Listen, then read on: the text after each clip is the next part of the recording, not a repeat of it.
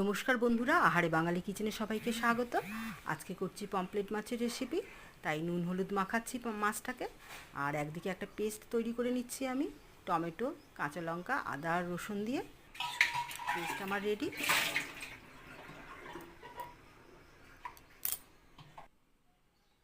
এরপর আমি কড়াতে তেল দিয়ে দিলাম, সর্ষের তেল। তেলটা গরম হয়ে যাওয়ার পর এক এক করে মাছগুলো ভেজে নিচ্ছি আস্তে আস্তে করে, কারণ মাছগুলো খুব নরম।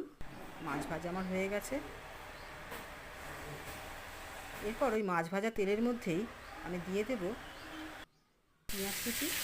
পেঁয়াজ কুচিগুলো একটু নেড়ে চেড়ে নিয়ে নরম হয়ে গেলেই আমি আরও তাড়াতাড়ি করার জন্য দিয়ে দিচ্ছি নুন আর ক্যাপসিকাম কুচি, আর ওই পেস্টটা আমি দিয়ে দিলাম।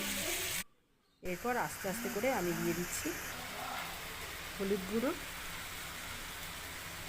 আগেই আমি নুন দিয়ে দিয়েছি, পরে আবার টেস্ট করে দেবো। আর দিয়ে দিলাম কাশ্মীরি লঙ্কার গুঁড়ো। এরপর একটু নেড়ে নেব। দেখুন তেল বেরোবে, এরপর তেল বেরিয়েও গেছে। এরপর আমি জিরে গুঁড়ো, ধনে গুঁড়ো অ্যাড করছি আর একটু জল দিয়ে একটু নরম করে নিচ্ছি। এরপর ফাইনালি আমি জল দিয়ে দিলাম। জলটা 4 মিনিট ফোটার পর আমি আস্তে আস্তে করে মাছগুলো অ্যাড করছি ঝোলের মধ্যে। আমি বেশিক্ষণ রাখবো না, যেহেতু মাছগুলো নরম, আমি 2 মিনিট রাখবো। এরপর মাছগুলো 2 মিনিট পর ফুটে যাওয়ার পর আমি দিয়ে দিচ্ছি ওপর থেকে গরম মশলা গুঁড়ো,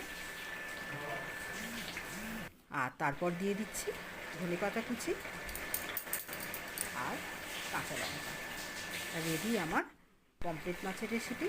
আর খুব তাড়াতাড়ি সহজ পদ্ধতিতে করেছি আমি, যেহেতু অফিসার স্কুল ছিল। আপনারা করে দেখবেন।